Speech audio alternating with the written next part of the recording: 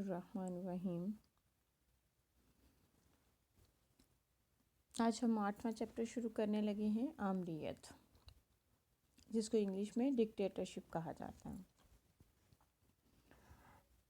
آمر سے مراد یا ڈکٹیٹر سے مراد بیسیکلی ایسی طرز حکومت ہوتی ہے یا ایسا شخص ہوتا ہے جو تمام ہر چیز کا مالک ہوتا ہے، جس کو کہتے ہیں سیاہ و سفید کا مالک، یعنی وہ جو کرنا چاہے جیسے چاہے وہ کر سکتا ہے۔ ڈکٹیٹر بیسیکلی لاطینی زبان کا لفظ ہے جس کا مطلب ہے مطلق العنان، یعنی مکمل اختیارات کا مالک۔ اور اس طرز کے اندر جو ہے فرد واحد تمام اختیارات کا سرچشمہ ہوتا ہے، اور اس کی زبان سے نکلا ہوا ہر لفظ جو ہے وہ قانون کا درجہ رکھتا ہے۔ وہ عوام کو نہ اختیارات میں شریک کرتا ہے اور نہ ہی ان سے وہ مشورہ لیتا ہے، بلکہ وہ قانون نافذ کرنے کے بجائے حکم دیتا ہے۔ تو اس لیے ایسی طرز حکومت کو امریت کہا جاتا ہے۔ ایسی طرز حکومت کے اندر اکثر تو کوئی بھی قانون ساز اسمبلی تشکیل نہیں پاتی، اگر وہ ہوتی بھی ہے تو پھر وہ آمر کی جو اعلیٰ کار بن کر اس کی منشا کے مطابق وہ قانون سازی کرتے ہیں۔ آمریت جو ہے وہ اپنی خصوصیات کے لحاظ سے جمہوریت کی ضد ہے، یعنی جمہوریت کے بالکل اپوزٹ ہے۔ جمہوریت میں رائے کے اظہار کے لیے آزادی ہوتی ہے، عوامی جو ہے حقوق کی بحالی کے لیے کام کیا جاتا ہے، اکثریت کی مرضی کی حکومت بنتی ہے اور ہر قسم کے ظلم و تشدد کی مخالفت کی جاتی ہے۔ لیکن یہاں پر بولنے کی کیونکہ اجازت نہیں ہوتی، جو شخص آتا ہے تمام اسی کے اختیارات اسی کے ہاتھ میں ہوتے ہیں، اور جمہوریت کے اندر جو ہے وہ معاشی ترقی کی طرف کہہ لیں کہ بہت زیادہ توجہ نہیں دی جاتی،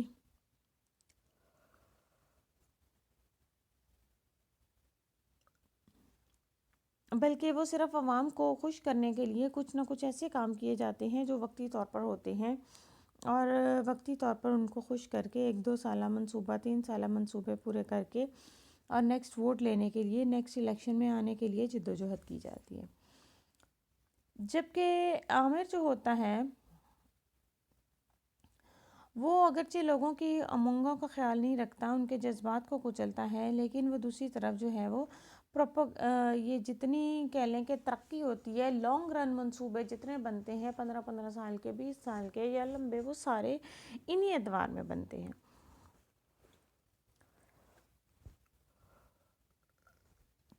تو یہ بھی نظام ایسا ہے جیسے ہر چیز کی جو ہے اندر اچھائیاں بھی ہوتی ہیں، اس کی برائیاں بھی ہوتی ہیں، تو اسی طرح اس نظام کے اندر بھی اچھائیاں بھی موجود ہیں اور برائیاں بھی موجود ہیں۔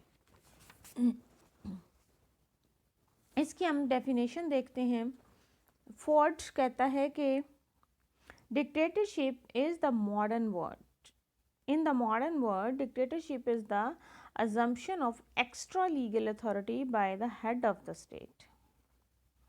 یعنی جو بھی ہیڈ آف دا اسٹیٹ ہے، جب اس ماڈرن ورلڈ کے اندر، اس جدید دنیا کے اندر وہ ایکسٹرا لیگل اتھارٹی، یعنی جو لیگل اتھارٹی ہے قانون سے ہٹ کر یا آئین سے وہ ہٹ کر جو ہے اتھارٹی لے لیتا ہے، زبردستی قبضہ کر لیتا ہے، تو اس کو ڈکٹیٹرشپ کہا جاتا ہے۔ پھر یہ ہے الفریڈ کوبون، اس نے اپنی کتاب کے اندر لکھا ہے، اس کی کتاب کا نام ہی ڈکٹیٹرشپ ہے، تو اس میں وہ کہتا ہے کہ dictatorship is the government of one man who has obtained his position by force. He must possess absolute sovereignty. All political powers must emanate from his will and it will be unlimited in scope. یعنی dictatorship جو ہے وہ ایک آدمی ہوتا ہے dictator, جس نے تمام طاقت کو اپنے ہاتھ میں لے لیا ہوتا ہے اور اس کے پاس سوورینٹی ہوتی ہے، یعنی مکمل اختیار جو ہے وہ اسی کے ہاتھ میں ہوتا ہے۔ All political powers must emanate from his will. یعنی جتنی طاقت ہوتی ہیں جو سیاسی ہیں وہ اسی کی مرضی سے نکلتی ہیں، اس کے منہ سے نکلتی ہیں۔ It must be unlimited in scope.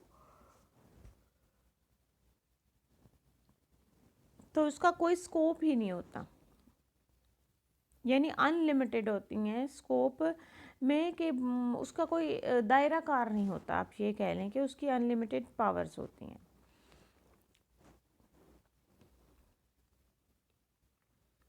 اب یہ جتنے مختلف ملکوں کے اندر جتنی آمریتیں رہی ہیں، تو جب یہاں پہ الفریڈ کوبون یہ تعریف کرتا ہے تو وہ بہت ساری جو ہے وہ کہہ لیں کہ آمریتوں کے مطابق پر اس پر اس کی تعریف پوری اترتی ہے، جس میں انہوں نے بعد میں کہا ہے کہ یہ نیپولین بوناپارٹ کی، کمال اتاترک کی، ایوب خان، یحییٰ خان پاکستان کے اندر جیسے ضیاء الحق ہے، یہ تمام چیزیں جو ہیں وہ اسی کی مثال ہیں. پھر انہوں نے یہ آگے پوری لسٹ پوری ہے ہمارے پاس، پوری دنیا کے اندر کتنی آمریتیں رہیں، جیسے برطانیہ کے اندر بھی آمریت رہی ہے کرومویل کی، اور پھر اٹلی میں موسولینی کی اکثر اگزامپل دی جاتی ہے. جرمنی میں ہٹلر کے بارے میں سب کو پتہ ہے. تھائی لینڈ میں سارٹ تھا. رشیا کے اندر لینن تھا، اسٹالن تھا، خرچکی چیف تھا، برزنیف تھا. یہ رشیا میں کافی زیادہ جو ہیں وہ رہے ہیں. پھر پاکستان کے اندر یہ فوجی اقتدار جتنی دفعہ آیا ہے اس سب کو ڈکٹیٹرشپ کہا جاتا ہے. بنگلہ دیش کے اندر جنرل ارشاد آئے، ایک ہی دفعہ وہاں پہ آیا. پھر اسپین کے اندر فرانکو کی حکومت تھی. پرتگال میں سالازار کارمونا II تھے. ہنگری کے اندر ہووردی کی تھی. کیوبا کے اندر فیڈرل کاسٹرو کی تھی. عراق میں عبدالسلام عارف کی رہی. پھر صدام حسین کے رہے. اور مصر کے اندر کرنل جمال عبد الناصر کی ڈکٹیٹرشپ رہی. اور برما کے اندر جو ہے جنرل نیون تھے. انڈونیشیا میں جنرل سہارتو تھے. اور ترکی میں جمال گرسل.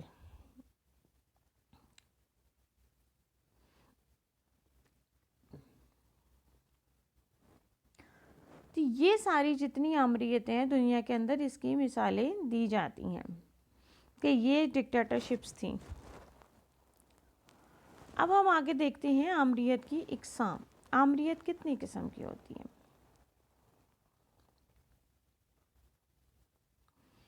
یہ آمریت کا جو تصور ہے بہت پرانا ہے. یہ قبل از مسیح ادوار میں بھی اس کے جو ہے وہ ہمیں ملتے ہیں.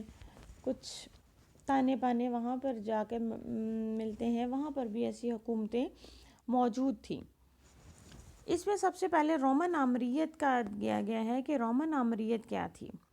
آمریت کی سب سے ابتدائی جو تجربہ ہوا وہ روم کے اندر ہوا. یعنی قدیم ترین زمانے کے اندر رومن طرز حکومت بڑی حد تک جمہوری ہوا کرتی تھی. عوام کے نمائندوں پر مبنی نظم و نسق چلانے کے لیے 2 کونسل منتخب کرتی تھی. یعنی وہاں پہ کونسل جو ہوتی تھی ایک اس زمانے میں بھی ہوتی تھی اور وہ منتخب کرتی تھی جو سینٹ کی منشا کے مطابق کام کرتے تھے. یعنی جتنے لوگ وہاں پہ موجود ہوتے تھے حکمران میں ان کی مرضی سے ایک سینٹ بنا دی جاتی تھی 2 لوگوں کی یا جو بھی 2 سے زیادہ، تو وہ سارے کام کرتے تھے.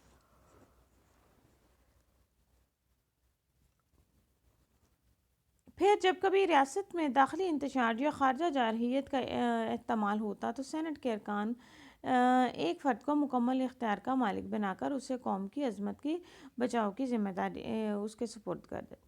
یعنی ایک کونسل ہوتی اور جس میں 2 فرد ہوتے، زیادہ تر 2 یا اس سے بھی زیادہ ہوتے، اور وہ مشورے سے کام کرتے. لیکن جب کبھی حالات ایسے خراب ہو جاتے تو خود ہی وہ قوم جو ہے یا چھوٹی ریاست جو ہوتی ہیں وہ ان دونوں میں سے یا جتنے بھی افراد ہوتے ہیں سینٹ میں اس میں سے کسی ایک کو مکمل پاور دے دیتے کہ اب تم فیصلہ کرو جو تم نے یہ کرنا ہے. تو یہ فرد جو ہے روم کے وہ سیاہ و سفید کا مالک بن جاتا.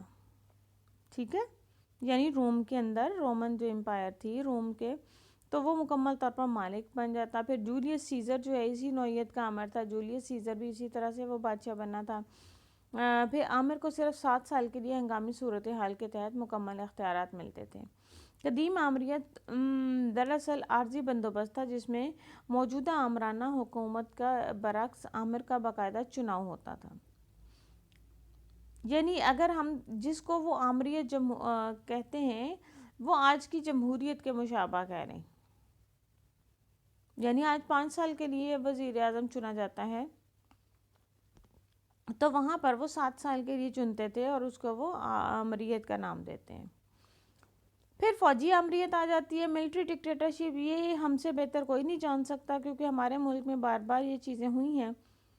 تو جب ملٹری آ جاتی ہے ہمارے ہاں تو خیر اپنے سیاستدانوں کی غلطیوں کی وجہ سے یہ جتنی بھی جو مسائل ہوتے رہے ہیں، جو کچھ ہوتا رہا ہے، یہ فوج بار بار آتی رہی ہے. تو ہمارے ہاں تو پاکستان کے اندر تو یہ سارا سیاستدانوں کی غلطیوں سے آئی ہے. لیکن باہر دوسرے ملکوں کے اندر جو ہے وہاں پر بھی ہوتی تو خیر سیاستدانوں ہی کی غلطیاں ہیں، انہی کی وجہ سے ہوتی ہیں.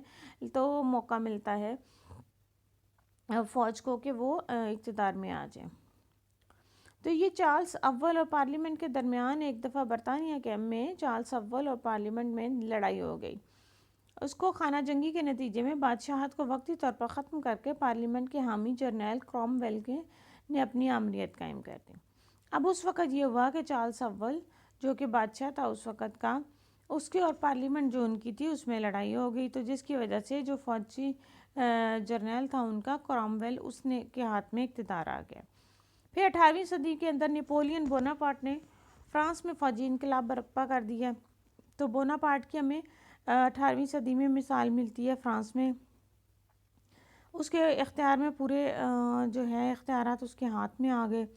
پھر مصر کے اندر جمال عبد الناصر، عراق کے اندر جو ہے وہ عبدالسلام عارف، کیوبا میں فیڈرل کاسٹرو، پاکستان کے اندر ہمیں آپ کو پتہ ہے کہ ایوب خان سے یہ سلسلہ شروع ہوا.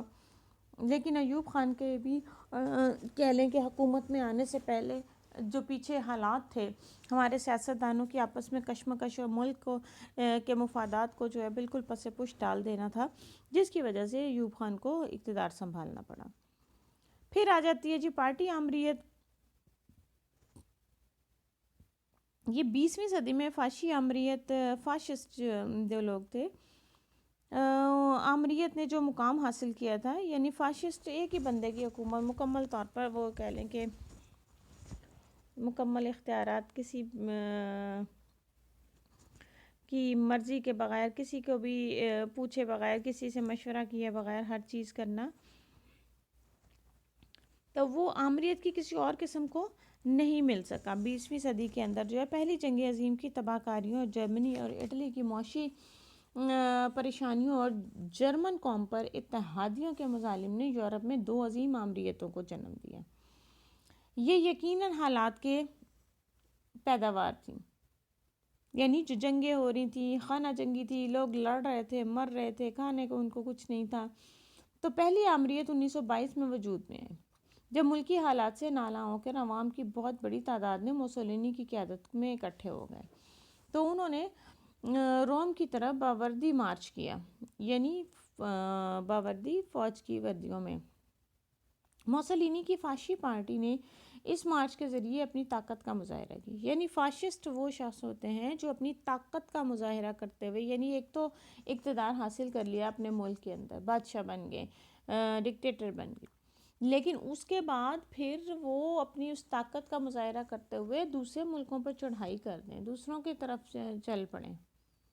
ٹھیک ہے، تو اس کو مارچ کے ذریعے وہ جو ہے مظاہرہ کرتے ہیں اپنی طاقت کا. اور کہ اٹلی کا بادشاہ موسولینی کو وزارت عظمیٰ سونپنے پر مجبور ہو گیا.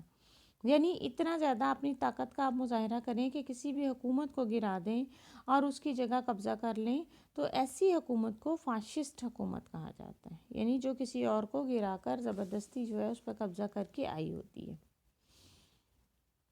تو شروع میں موسولینی نے جمہوری طریقے سے کام کیا، لیکن جلد ہی اختیارات کو مجتمع کر کے اس نے مخالف جماعتوں یعنی مجلس قانون ساز اور دیگر سیاسی اداروں پر کڑی پابندیاں لگا دی اور خود مختار مطلق العنان بن کر بیٹھ گیا. یعنی اپنے مکمل کنٹرول اس نے کر لیا.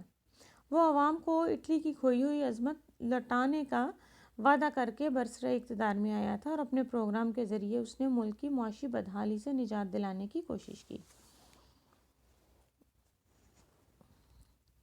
تو یہ مثالیں ہی مختلف جو ہے وہ آمرانہ جو ہے نظام، ان کی مثالیں دے دے کے سمجھایا گیا ہے کہ کیا کیا طریقہ کار ہوتا گیا، کیسے کیسے جو ہے وہ عامر نے اپنی حکومت جو ہے اپنی طاقت کے ذریعے کس طرح سے انہوں نے منوائی. پھر یہ 1922 میں اٹلی میں فاشسٹ پارٹی پورے تنطراق سے کام کر رہی تھی. اس نہج پر سوچتے ہوئے جرمن قوم میں ایک نئی جماعت نے 1933 میں نازی پارٹی کے نام سے اپنا پروگرام کا آغاز کیا. یعنی فاشسٹ تھے جو زبردستی آئے تھے، لڑ جھگڑ کے، قبضہ کر کے، لوگوں کو قتل کر کے. تو پھر ان کے اگینسٹ جو ایک اور پارٹی جو ہے اٹلی کے اندر جرمن قوم نے بنائی، وہ تھی نازی پارٹی. تو فاشی جو ہے آمرانہ نظام کے نمایاں خد و خال یہ ہے کہ اس میں صرف ایک جماعت کو وجود ملتا ہے، پوری قوت کے ساتھ اپنی مرضی کے مطابق نظام حکومت چلائی جاتی ہے، بین الاقوامی قانون کی پابندیوں کا اعلان کرتا ہے، اور یہ ضروری نہیں ایسی حکومت سمجھتی کہ ریاست کو عظیم ترین مقام یعنی جو دوسرے ممالک سے باہر سے جو پابندیاں لگتی ہیں اس کو بالکل یہ نظر انداز کر دیتے ہیں اور صرف اپنی حکومت، اپنی ریاست کو جو ہے عظیم سمجھتے ہیں. اس کے بعد آ جاتی ہے جی طبقاتی آمریت. سوشلزم کے دائی جو ہیں وہ کارل مارکس نے اپنے فلسفے میں حکومت کرنے کا جو مستحق صرف محنت کش طبقے کو قرار دیا، یعنی کمیونٹی ڈکٹیٹرشپ، کوئی بھی ایک طبقہ جو ہے وہ حکومت میں آ جائے. اس کے فلسفے سے متاثر ہو کر جب 1917 میں روس میں انقلاب رونما ہوا تو انقلابی حکومت نے کوشش کی کہ مزدوروں کی آمریت قائم کرے. تو اس لیے مخالف گروپوں کو کچل دیا گیا، صرف محنت کش طبقے کو ووٹ دینے کا حق دیا گیا. سوشلسٹوں کا نظریہ ہے کہ ایک سے زیادہ پارٹیاں اسی وقت قائم ہوتی ہیں جب عوام میں مختلف طبقات موجود ہوں. تو اشتراکی انقلاب کے بعد چونکہ حکومت کرنے کے اختیار صرف مزدوروں کو ملا، اس لیے آزادی افکار، حکومت پر تنقید اور اشتراکیت کے اصولوں کے خلاف ورزی کا کوئی جواز نہیں رہا. تو کارل مارکس نے مزدوروں کی آمریت سے یہ مراد لی تھی کہ صرف مزدور ہی ووٹ دیں اور ان کی اپنی مرضی کی حکومت قائم ہو. لیکن اسٹالن نے اس سے غلط فائدہ اٹھایا اور برسر اقتدار آتے ہی اشتراکیت کے تحفظ کے نام پر اس نے مخالفین کو جان سے مروا ڈالا اور دہشت انگیزی کا ایسا بازار گرم کیا کہ وہ زمانے بھر میں پھر رسوا ہو گیا. یعنی طبقاتی آمریت اس کا کانسیپٹ کس نے دیا؟ کارل مارکس نے دیا کہ مزدوروں کی حکومت ہونی چاہیے، جو عام محنت کش ہیں وہ لوگ ہونے چاہیے، اور اس کی سے متاثر ہو کے پھر جو ہے وہ انہی محنت کشوں کو ووٹ کا حق دیا گیا. پھر ان کے ووٹوں سے جو لوگ اقتدار میں آئے تو ان کو جو ہے وہ اس طرح کی حکومت بنی، یعنی انقلاب وہ لے عام جو کام کرنے والے محنت کش لوگ ہیں. پھر دیتے ہیں جی اس کے بعد آمریت کے قیام کی وجوہات. اب اس کی ریزنز کیا ہوتی ہیں؟ ریزنز اس کی بہت ساری ہو سکتی ہیں. اب وہ ایک مصنف اس کو کہتے ہیں چائلڈ آف ایمرجنسی ہے.